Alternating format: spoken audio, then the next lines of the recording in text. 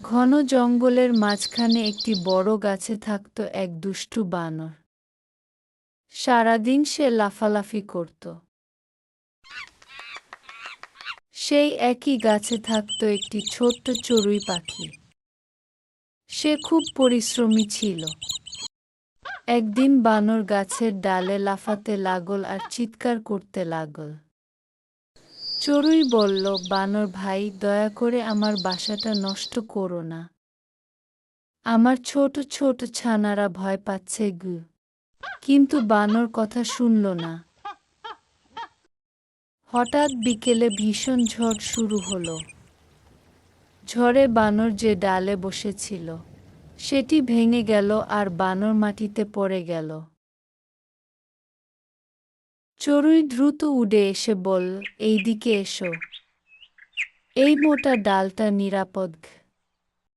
চড়ুই, আমি তোমার সঙ্গে খুব খারাপ ব্যবহার করেছি, তবুও তুমি আমাকে সাহায্য করলে।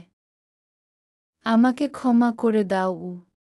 চড়ুই হেসে বলল, সত্যিকারের বন্ধু রাগ ধরে রাখে না গে।